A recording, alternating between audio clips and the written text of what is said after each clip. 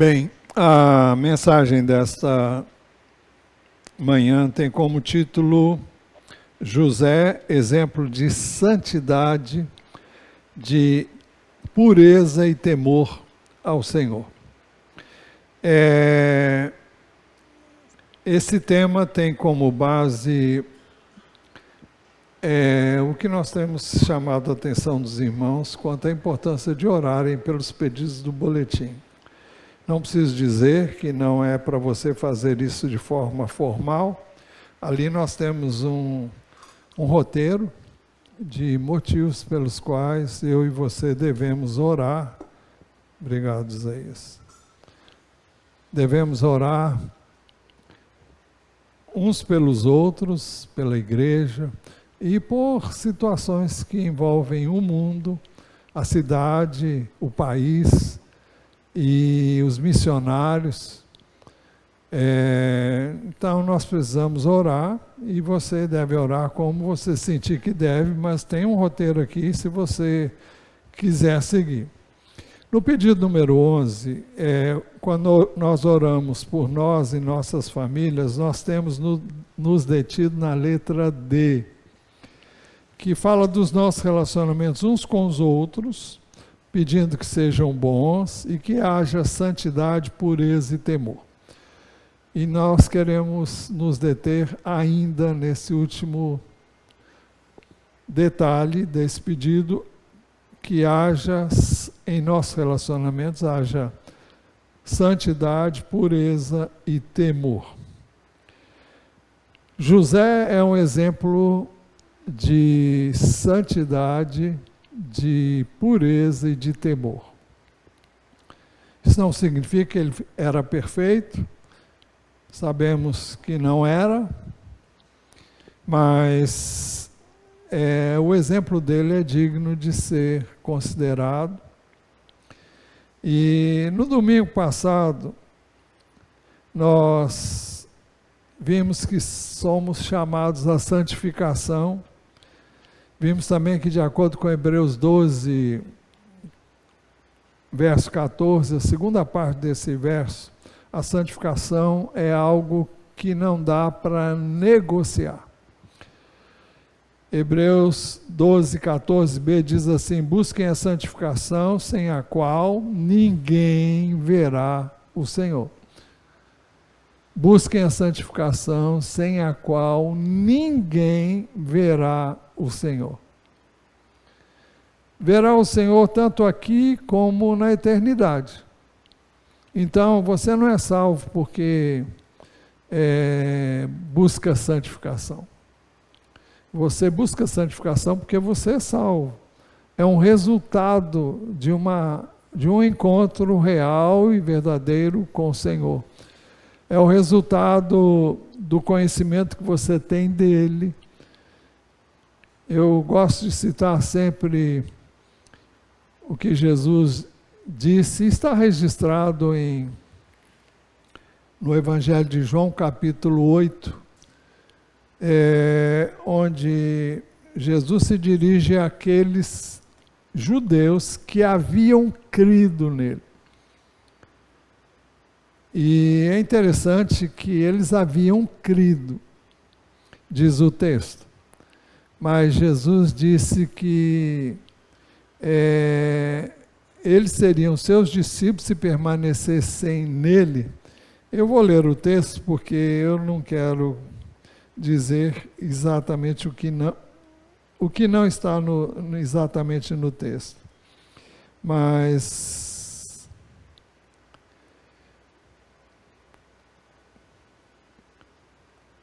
versículo lá para o lado dos 31. Então Jesus disse aos judeus que haviam crido nele: se vocês permanecerem na minha palavra, são verdadeiramente meus discípulos. Fala da necessidade que nós temos de permanecer na palavra. Eu não posso permanecer na palavra se eu nem leio a palavra. Eu não posso permanecer na palavra se eu não reservo tempo diariamente para estar com Deus através da sua palavra. Ele diz assim: se vocês permanecerem na minha palavra, são verdadeiramente meus discípulos. E ele acrescentou: e conhecerão a verdade, e a verdade os libertará. Ninguém é liberto da noite para o dia, mas o que traz verdadeira libertação é o conhecimento da verdade. Porque o diabo é mentiroso. Jesus vai dizer isso nesse mesmo capítulo, lá no verso 44. Então, ele é mentiroso, ele é pai da mentira, jamais se firmou na verdade. E quando ele fala a mentira, fala do que lhe é próprio, porque é mentiroso e pai da mentira. Então, é isso que ele é. E o tempo todo ele mente para nós. Se colar, colou. Se você aceitar as sugestões e as insinuações dele, você vai fazer a vontade dele, porque ele fala como se isso fosse verdade. Mas Jesus nos convida a conhecer a verdade. Ah, mas eu já criei, sim, mas você tem buscado conhecer a verdade? À medida que você conhece a verdade, sua vida é mudada, é transformada. E não só a sua, a minha vida é mudada. Todos os dias, quando leio a palavra de Deus, eu descubro coisas que parece que eu nunca tinha lido. Então, nós precisamos disso. Não é à toa que a Bíblia é um livro de repetições. E eu gostei muito para entender, como pastor e pregador, gostei muito para entender que a gente tem, eu como pastor tenho que bater em algumas teclas e enfatizá-las. E sempre que Deus trazia uma coisa que eu já tinha pregado, eu não queria pregar sobre aquilo. Já preguei sobre isso. E foi difícil vencer isso. Depois que eu entendi isso, não foi mais difícil repetir coisas que eu já falei. Até porque nem sempre as coisas são ditas exatamente, isso é, em detalhes, como foi dito da última vez. Deus sempre traz coisas novas sem que a palavra dele mude, a palavra dele é a mesma. Mas existem coisas que são destacadas, são realçadas à medida em que nós nos expomos à palavra dele. Então, busquem a santificação sem a qual ninguém verá o Senhor. Então, se alguém não busca se santificar, não vai ver o Senhor. Jesus vai dizer o que ele disse lá, quando ele falou sobre: nem todo que me diz Senhor, Senhor entrará no reino dos céus, mas aquele que faz a vontade de meu Pai que está nos céus. Eu já me perdi aqui no que eu ia dizer, mas... sim, Jesus disse isso, que nem todo aquele que me diz Senhor, Senhor entrará no reino dos céus, mas aquele que faz a vontade do meu Pai que está nos céus. Então, muitos vão dizer naquele dia: não fizemos isso, não fizemos aquilo. Ele vai dizer: olha, não conheço vocês. Porque nós não somos e nem devemos ser religiosos. Quando eu digo religiosos, eu estou falando de forma, estou falando de aparência. Nós temos que ser coerentes com aquilo que cremos, e não significa perfeição. Quanto mais a gente conhece a Deus, mais a gente sabe que não é como devia ser. Isso vai trazendo mudanças, rendição, quebrantamento e mudanças que vão sendo feitas. E nós vamos aprendendo a depender dele, a receber dele o que nós não temos. Pois bem, sobre esse tema, nós queremos ver o exemplo bíblico de santificação de pureza e de temor ao Senhor na vida de José, José do Egito.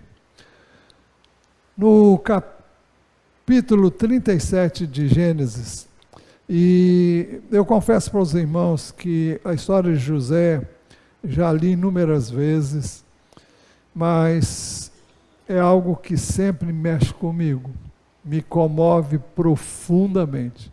É impossível você ouvir, ler sobre a história de José e não ter nenhuma reação com relação ao que você lê. É algo realmente impactante e que se destaca no livro de Gênesis. No capítulo 37, tem início a história dos filhos de Jacó. O foco ali é em José. E nós ficamos sabendo que seus irmãos tinham ciúmes dele. E até certo ponto com razão, porque o pai amava mais aquele filho do que os demais. E eu não digo que isso é certo, não, muito pelo contrário.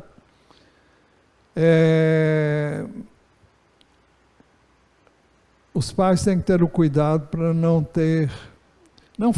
tratar de forma diferente um filho em detrimento de outro. E isso deve ser evitado para evitar tantos transtornos como que nós vemos aconteceu aqui. Mas Deus, que é poderoso para transformar o mal em bem, fez assim, né? Em Gênesis 37, no verso 12, diz assim: como os irmãos foram apacentar o rebanho do pai em Siquém, Israel perguntou a José: os seus irmãos não estão apacentando o rebanho em Siquém? Venha, pois, vou mandar você até eles. José respondeu: eis-me aqui. Israel continuou: vá agora e veja se está tudo bem com seus irmãos e com o rebanho, e traga-me notícias. Assim o enviou ao vale de Hebrom e ele foi a Siquém. Aí nós entramos nos versos 23. Mas logo que José chegou a seus irmãos, despiram-no da túnica, a túnica talar de mangas compridas que trazia, e o jogaram na cisterna. A cisterna estava vazia, sem água. Depois de sentarem-se para comer, levantando os olhos, viram que uma caravana de ismaelitas vinha de Gileade. Seus camelos traziam especiarias, bálsamo e mirra, que levavam para o Egito. Os irmãos tinham planejado tirar a vida de José. Aí então Judá disse aos irmãos, verso 26, o que vamos ganhar se matarmos o nosso irmão e depois escondermos a sua morte? Venham, vamos vendê-lo aos ismaelitas. Não lhe façamos mal, pois é nosso irmão, é do nosso sangue. Seus irmãos concordaram. E quando os mercadores midianitas passaram, os irmãos José o tiraram da cisterna e o venderam aos ismaelitas por 20 moedas de prata. E os ismaelitas levaram José para o Egito.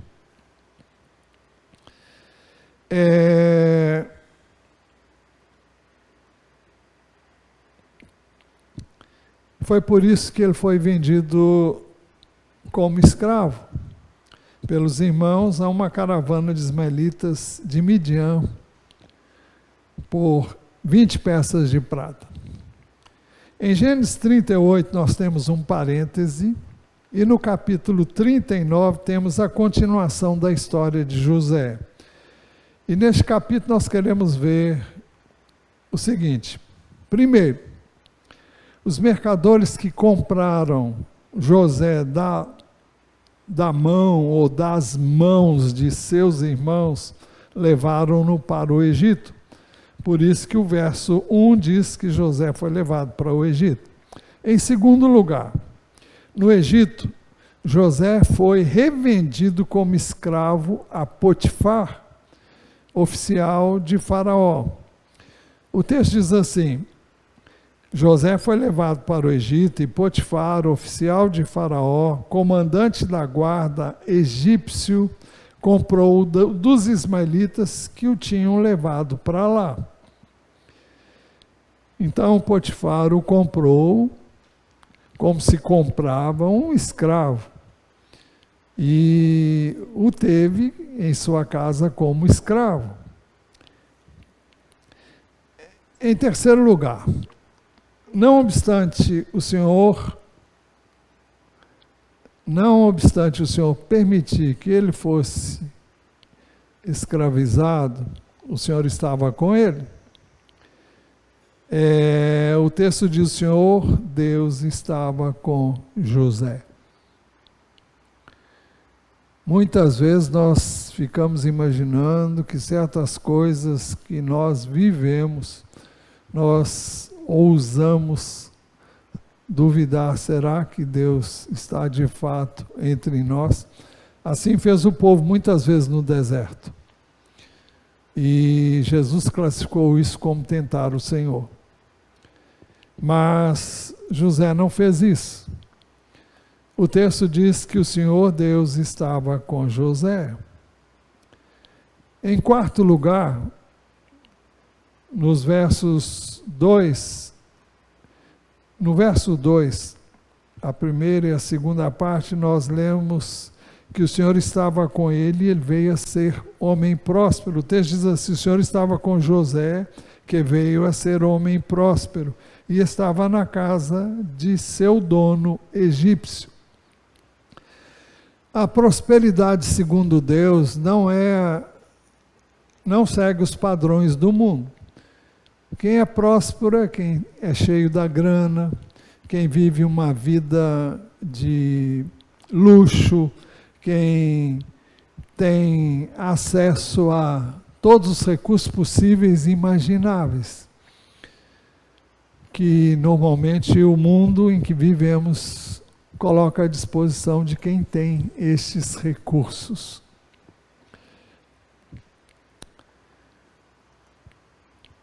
Não é assim como nós vamos ver. José prosperou porque veio morar na casa de seu dono. O verso que eu citei diz assim: o Senhor estava com José, que veio a ser homem próspero. Estava na casa de seu dono egípcio. Ele não serviu fora da casa, ele foi chamado para servir dentro de casa. O que era algo que significava como uma promoção ou como uma bênção, realmente. Se considerarmos todas as coisas, foi uma bênção. Mas José prosperou quando Potifar viu que o Senhor estava com José e que tudo que José fazia, o Senhor prosperava em suas mãos. É isso que diz o verso 3, Potifar viu que o Senhor estava com José. Ou seja, foi impossível que um homem que não conhecia Deus deixar de ver que alguma coisa diferente havia na vida de José. E ele percebeu que o Senhor estava com ele. Potifar viu que o Senhor estava com José e que tudo que ele fazia, o Senhor prosperava nas suas mãos. Não é uma prosperidade para o José, era uma prosperidade para o seu dono. Tudo que lhe era dado para fazer, ele fazia bem feito, e Deus abençoava, e o fez próspero em tudo que lhe foi dado para fazer. José prosperou quando achou o favor diante dos olhos do seu dono. que o fez administrador da sua casa e lhe passou às mãos tudo que tinha. O texto diz assim: assim José achou favor diante dos olhos do seu dono e o servia. E ele pôs José por mordomo. O mordomo não era o que administrava a casa, em todos os detalhes e pormenores. E ele pôs José por mordomo de sua casa e lhe passou às mãos tudo que tinha. Isso é muito importante.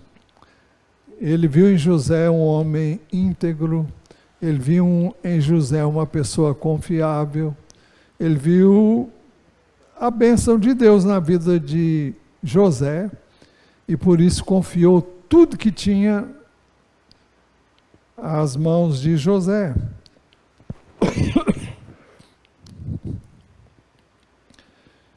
Então, José prosperou também porque desde que Potifar o fez administrador de seus bens, o Senhor abençoou a casa do egípcio por causa de José. Isso foi notório aos olhos de Potifar. O verso 5 diz: e desde que Potifar o fez mordomo de sua casa e encarregado de tudo que tinha, o Senhor abençoou a casa do egípcio por causa de José. Isso ficou notório. A bênção do Senhor estava sobre tudo que tinha. Quem tinha? O egípcio. Mas a bênção dele estava sobre tudo que tinha. Por quê? Porque José era o administrador desses bens, tanto em casa como no campo. Tudo que esse homem possuía estava sob a administração de José. José prosperou porque Potifar confiou tudo que tinha nas mãos de José, sabendo que não precisava se preocupar com nada. O verso 6 diz assim: Potifar confiou tudo que tinha às mãos de José, de maneira que não se preocupava com nada, a não ser com o pão que comia. Ele só tomava consciência que ele estava comendo, ele estava se alimentando, e o resto ele não queria nem saber, porque José era alguém da sua confiança. Tudo estava indo muito bem. Mas por quê? Em quinto lugar, José tinha um belo porte e boa aparência. E o texto diz apenas: José tinha um belo porte e boa aparência. Era alguém que devia ser sarado, como se diz hoje, alguém que devia ter um físico considerável e aparência muito boa. E por isso mesmo, em sexto lugar, José se tornou objeto de desejo da mulher de Potifar. Isso significa que a mulher de Potifar não era lá coisa boa, né? Todavia, nós não podemos subestimar nada, porque a pessoa que não teme a Deus está sujeita ao sistema desse mundo, está sujeita aos desejos, e o próprio cristão, se não vigiar, vai estar se deixando envolver, porque nenhum de nós está imune a isso não. Não devemos pensar que por ser cristãos, por temermos a Deus, nós não seremos tentados nessa área. Então José se tornou objeto de desejo da mulher de Potifar. Assim diz o texto, verso 7. Depois de algum tempo, a mulher de Potifar pôs os olhos em José. Ela teve a sua atenção chamada para o porte de José, para a aparência de José, e ela se sentiu atraída por ele. Mas ela não apenas sentiu o desejo, mas ela quis satisfazer o seu desejo. Por isso a mulher de Potifar convidou José para deitar-se com ela. Nós vivemos tempos em que isso acontece com mais frequência do que é possível imaginar.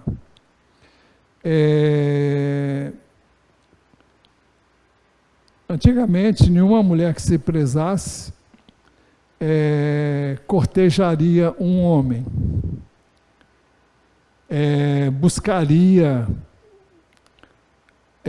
o que ela sentiu o desejo de buscar, e jamais ela externaria isso, porque seria uma coisa inadmissível. Mas hoje nós sabemos que isso acontece mais do que é possível imaginar. Então a mulher de Potifar convidou José para deitar-se com ela. A mulher de Potifar pôs os olhos em José e lhe disse: venha para a cama comigo. Eu não sei como era essa mulher. Perdão. Eu não sei mesmo. Não, a Bíblia não entra em detalhes se ela era uma mulher atraente ou não. O fato é que ela insistiu com José e convidou ele: venha para a cama comigo. José recusou o convite da mulher de Potifar. O texto diz simplesmente: ele, porém, recusou. E José deu 3 razões para a mulher de Potifar para ele recusar o seu convite. O verso 8 diz que ele disse à mulher do seu dono. Primeira razão: José não poderia trair a confiança que o seu dono tinha nele. Afinal, ele fora colocado como pessoa de confiança da casa, dos bens, de tudo que aquele homem tinha. Escute, o meu Senhor não se preocupa com nada do que existe nesta casa, porque eu estou aqui. Tudo o que tem, ele passou às minhas mãos. Não há ninguém nesta casa que esteja acima de mim. Ele não me vedou nada, a não ser a senhora, porque é a mulher dele. Muito claro. E mais uma vez aqui fica destacada a integridade de José. É algo que realmente impressiona, impacta. Pode ser que para você isso não seja nada mais, eu vejo isso aqui como coisa muito importante. Isso são valores de Deus, isso são revela um caráter de quem conhece a Deus, quem teme a Deus e quer e anda com Deus, né? Escute, o meu Senhor não se preocupa com nada do que existe nessa casa, porque eu estou aqui. Tudo que ele tem, ele passou às minhas mãos. Não há ninguém nessa casa que esteja acima de mim. Ele não me vedou nada, a não ser a senhora. E ele explica por quê? Porque é a mulher dele. Ele não só se posiciona, mas faz a mulher chegar no seu lugar. A segunda razão, ele a dá na segunda parte desse verso. José não poderia deitar-se com ela porque seria maldade muito grande. Como, pois, cometeria eu tamanha maldade? Como, pois, cometeria eu tamanha maldade? Seria deslealdade para com seu senhor. Seria maldade porque ele se deitaria com a mulher do seu senhor. Seria maldade porque ele não devia fazer isso. E a terceira razão é a mais evidente, mais evidente não, é a que explica as outras atitudes. Ele diz, como, pois, pecaria contra Deus? Para fazer isso eu tenho que pecar contra Deus, e eu não quero pecar contra Deus.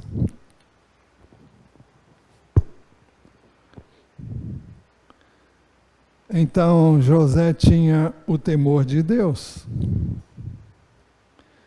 Provérbios 8:13 diz assim, o temor do Senhor consiste em odiar o mal. Ele disse, isso é maldade. E o texto diz, é Deus falando, é a sabedoria falando de forma personificada. O temor do Senhor consiste em odiar o mal. Então a sabedoria diz, eu odeio a soberba, sabedoria de Deus, a arrogância, o mau caminho e a boca que fala coisas perversas. O que a mulher estava falando era uma perversidade, era um mau caminho. Provérbios 9:10 diz assim, o temor do Senhor é o princípio da sabedoria. Conhecer o santo é ter entendimento. Conhecer o santo é ter entendimento. Ou seja, é ter sabedoria, é ter entendimento, é ter o conhecimento de quem é Deus. E quando você conhece a Deus, você sabe que não pode fazer essas coisas. Isso não significa que você e eu não sejamos tentados.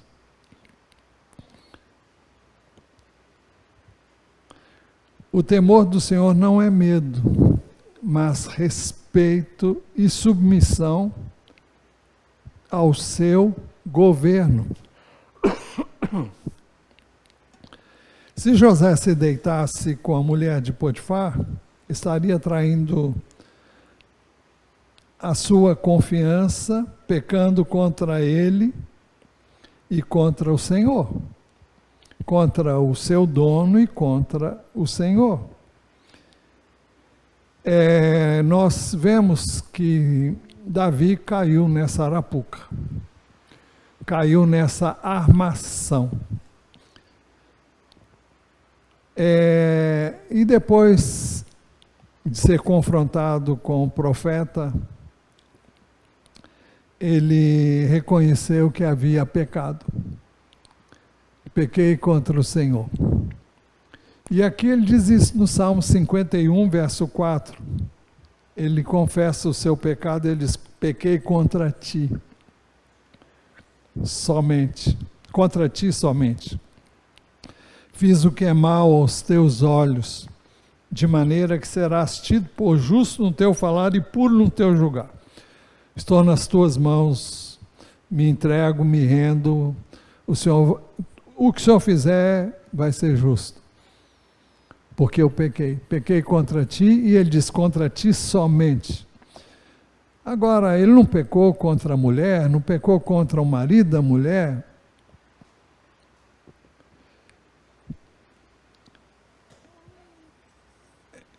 Acontece que quando nós cometemos qualquer pecado, nós estamos pecando contra Deus.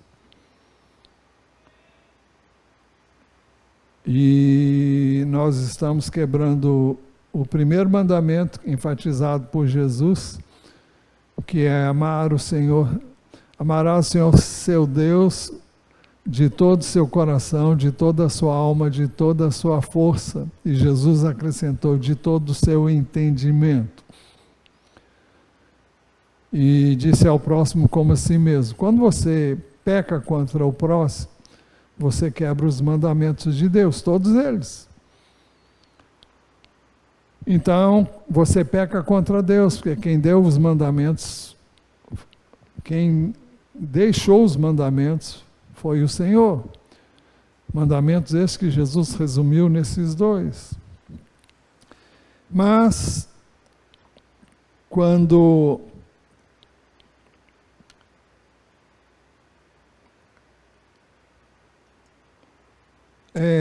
José apresentou as 3 razões para ele não fazer isso.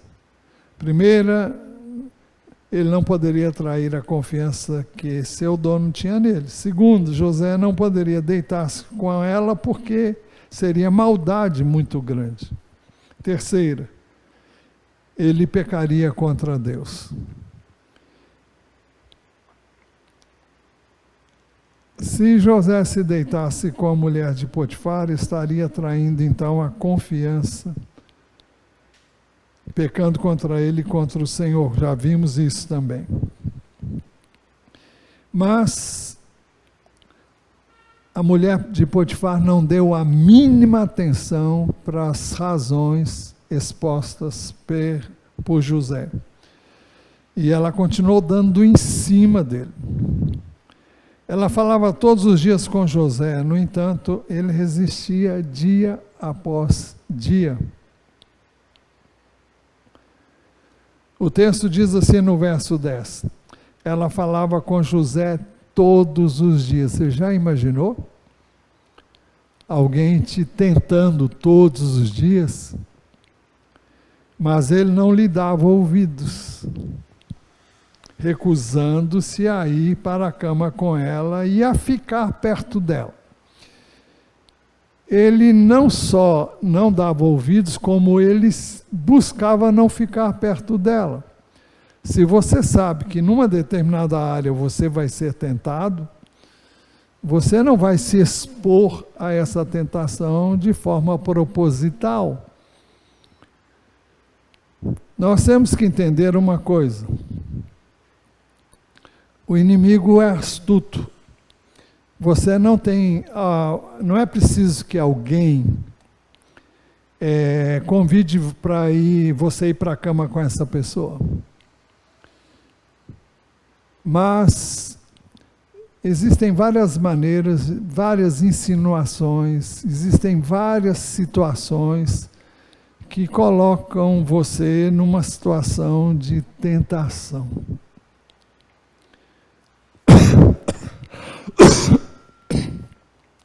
E o que é que o inimigo faz?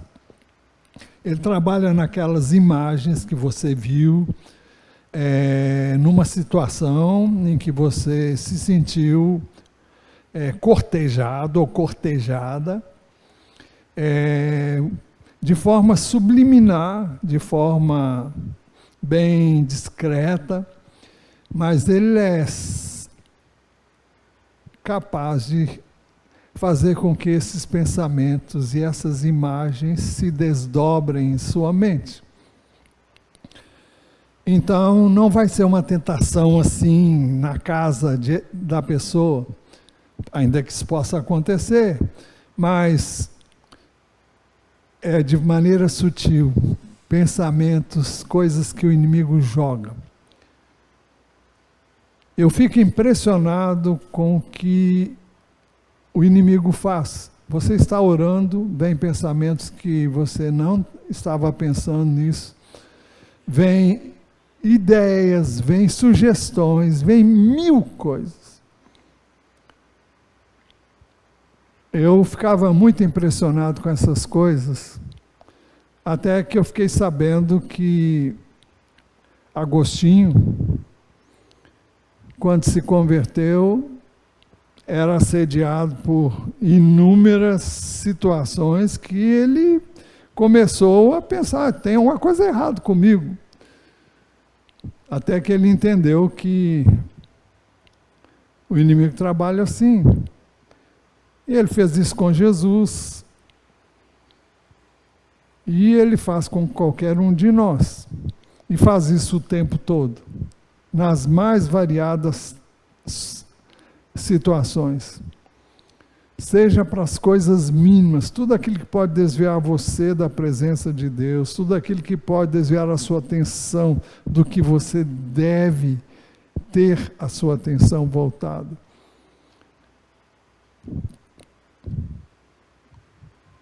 Ela falava com José todos os dias, mas ele não lhe dava ouvidos, recusando-se a ir para a cama com ela e a ficar perto dela. Fuja de toda e qualquer situação. A Bíblia manda eu e você resistirmos ao diabo, mas manda que nós fujamos do pecado. Sansão foi pressionado por Dalila e não resistiu. Mas antes de Dalila, Sansão se afeiçoou a uma mulher filisteia da cidade de Tímina. E ele chegou a casar-se com essa mulher.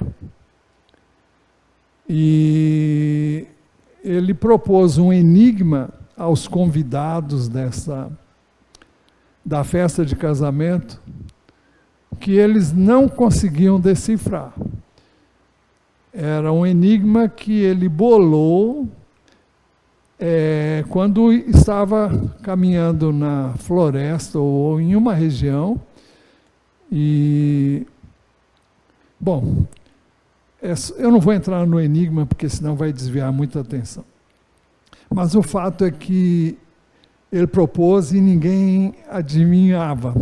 E quem perdesse tinha que dar 30 vestes para quem ganhasse. E os convidados deveriam trazer essas vestes para ele, ou ele, se perdesse, se eles conseguissem decifrar, ele teria que dar essas vestes para eles. Mas a mulher importunou tanto ele, o texto diz, ela chorou diante dele os 7 dias, eram 7 dias do casamento, em que celebravam as bodas.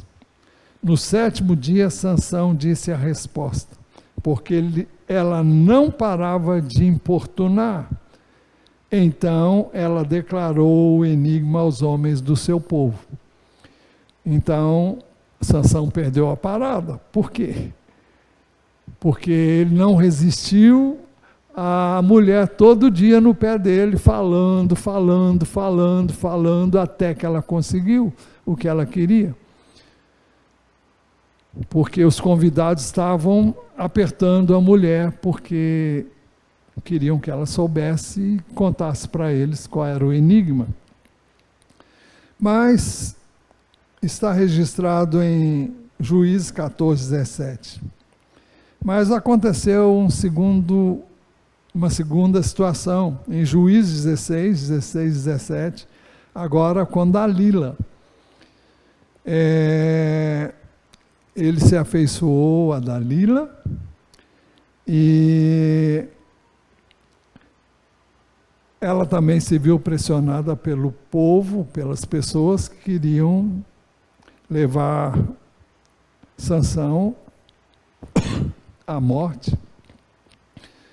E ela então passou a pressionar Sansão todos os dias com a mesma pergunta. De modo que a alma dele se angustiou até a morte. Então ele contou o seu segredo. Ela queria saber qual era o segredo da força dele. Então ele explicou: nunca foi passada uma navalha na minha cabeça, porque sou nazireu, consagrado a Deus desde o ventre de minha mãe. Se o meu cabelo for cortado, a minha força irá embora. Ficarei fraco e serei como qualquer outro homem.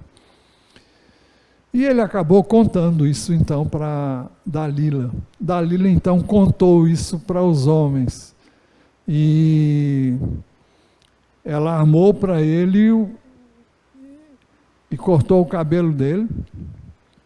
Os irmãos conhecem a história. Então é uma importunação que pode ocorrer, alguém que fica no seu pé, alguém que insinua uma vez, ou pode ser simplesmente uma tentação que venha na sua mente.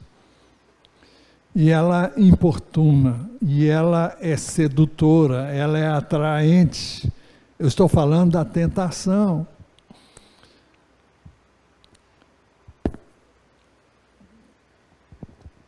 Igualmente, a mulher de Potifar não dava e não deu tréguas a José. Ela era insistente.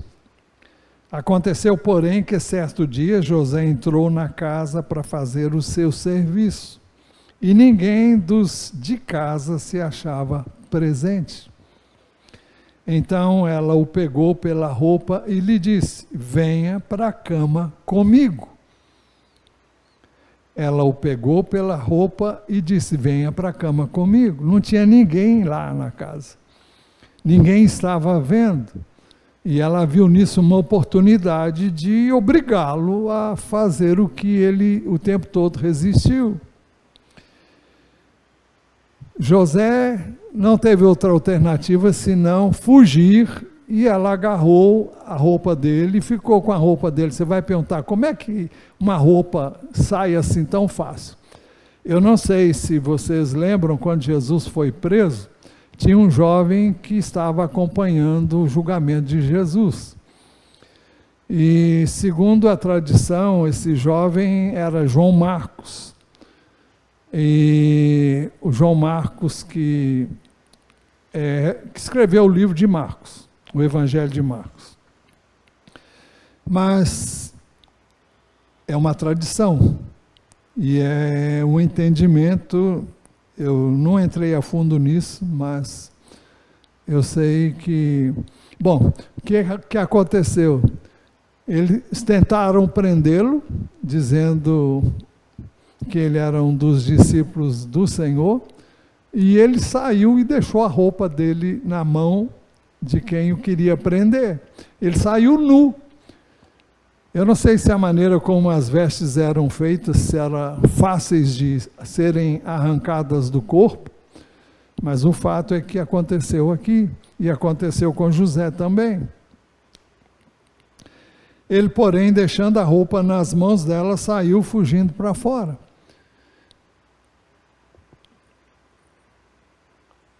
E como é que essa mulher reagiu? Ao sentir-se rejeitada por José, a mulher resolveu vingar-se dele. Quando notou que José tinha fugido para fora, mas havia deixado a roupa nas mãos dela, verso 13, chamou pelos homens de sua casa e lhe disse: vejam, meu marido nos trouxe este hebreu para nos humilhar. Ele entrou no meu quarto, querendo me levar para a cama, mas eu gritei bem alto. Quando ele ouviu que eu levantava a voz e gritava, deixou a roupa ao meu lado e saiu fugindo para fora. Ela conservou junto de si a roupa de José, até que o dono dele voltasse para casa. Então lhe falou segundo as mesmas palavras e disse: o escravo hebreu que você nos trouxe entrou no meu quarto para me humilhar. Mas quando levantei a voz e gritei, ele deixou a roupa ao meu lado e fugiu para fora. Em quem o marido, mesmo sendo traído, vai acreditar? Vai acreditar na mulher dele. Ele parece que não via nada, né? E nem conhecia quem era a sua mulher. Quando o dono ouviu as palavras de sua mulher, que ele disse: foi assim que o escravo me tratou, ele ficou irado, com razão, em função do que ele ouviu. Potifar ficou irado ao supor que fora traído por José e o lançou na prisão. O dono de José o tomou e o lançou na prisão, no lugar onde os presos do rei estavam encarcerados. Ali José ficou na prisão. Inicialmente a situação de José não foi das melhores. Salmo 105, verso 17, a segunda parte, o verso 18, diz assim: José, que foi vendido como escravo, é uma situação que vinha sendo relatada. Apertaram seus pés com correntes e puseram uma coleira de ferro no seu pescoço. Seria este, à luz da palavra do salmista, a situação de José quando foi preso. Corrente nos pés e uma coleira de ferro no pescoço. Aparentemente tudo conspirava contra José por ter sido fiel ao seu dono, o terreno, e ao Senhor, seu Deus. O texto diz que José ficou na prisão. Mas o texto também diz, no verso 21, diz que o Senhor, porém, estava com José, e por isso fez com que José encontrasse favor aos olhos do carcereiro. O Senhor, porém, estava com José, foi bondoso com ele, e fez com que encontrasse favor aos olhos do carcereiro. Veja como Deus estava o tempo todo com José. Esteve com José quando ele foi agraciado com os favores que recebeu de Deus através de Potifar, porque viu nele a presença de Deus. E a mesma coisa agora acontece com o carcereiro, que vai ver em José uma pessoa que ele pode confiar.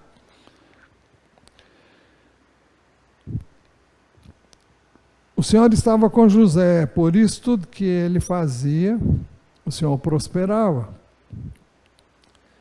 O texto diz assim, versos 22 e 23.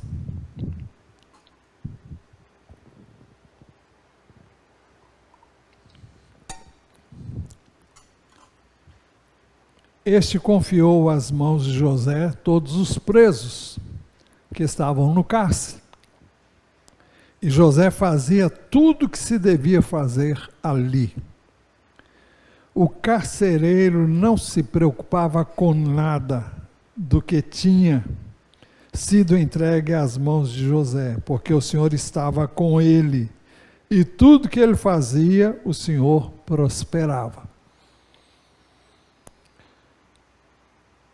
Ao testemunho de Deus na vida de alguém que tem um compromisso sério com Ele, que leva Deus com seriedade, que anda na presença dEle.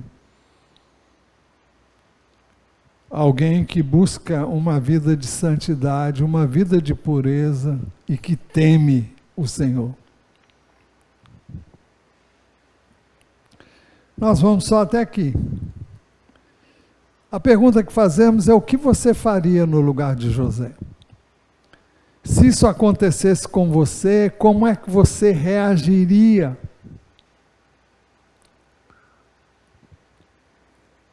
Eu clamo a Deus, eu naquela situação, eu clamaria por misericórdia.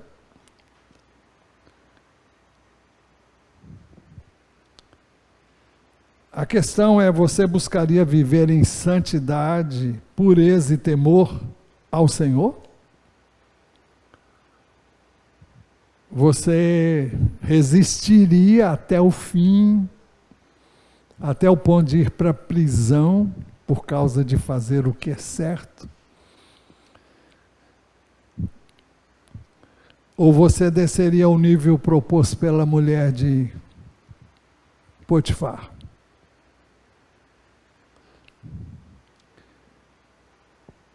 Jesus disse que a santificação é resultado do conhecimento de Deus por meio da palavra de Deus. Por isso que Jesus orou: santifica-os na verdade, a tua palavra é a verdade. Nós somos santificados à medida em que nos expomos à palavra de Deus. A lemos, a estudamos, a memorizamos e buscamos conhecer o Deus da palavra, na sua palavra, porque Deus e a sua palavra são uma só coisa. É por isso que Hebreus também, no texto que lemos no início, Hebreus 12, 14b, diz: busquem a santificação, sem a qual ninguém verá o Senhor. Se você quer ver Deus na sua vida, busque a santificação. Não para ser salvo, mas porque você é salvo. A santificação não salva. Você é santificado no sangue de Jesus e é santificado à medida em que você conhece o Deus da palavra, conhece quem é Deus. Então você o teme, e uma vez que você o teme, você não quer compromisso com o pecado, porque esse compromisso com o pecado levaria você a perder a sua relação com Deus. Nós perdemos a comunhão com Deus todas as vezes que pecamos. Agora, o pecado não pode ser uma escolha. O pecado tem que ser um acidente. Eu gosto de dizer que ninguém cai no buraco e quebra a perna de propósito. É um acidente. Só um louco se deixaria viver uma situação dessa. A santificação ficou evidente na vida de José, onde vimos santidade, pureza e temor.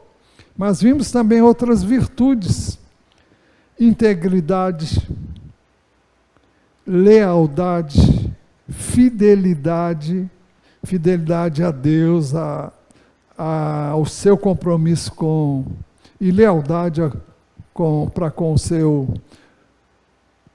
dono e para com Deus. Ele tinha um compromisso com Deus.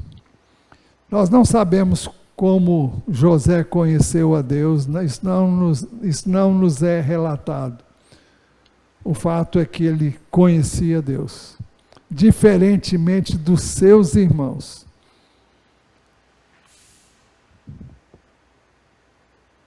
Quando o pai o chamou para ir ao encontro dos seus irmãos, ele disse: eis-me aqui. Só há temor ao Senhor quando nós o conhecemos, quando andamos com Ele. O temor do Senhor é o princípio da sabedoria. Conhecer o santo é ter entendimento.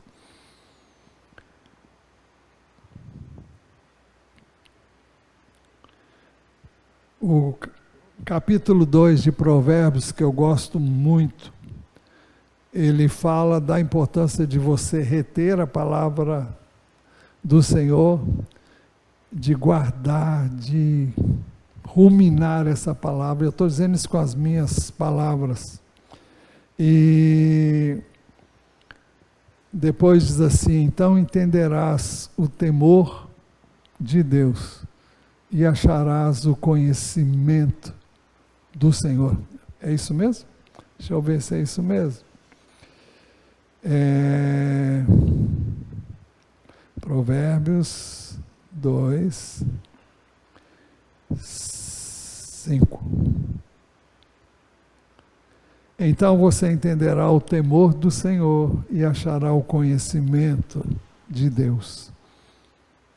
Porque o Senhor dá a sabedoria, da sua boca vem o conhecimento e a inteligência. Não é inteligência intelectual, é inteligência espiritual, que Ele dá a quem o conhece.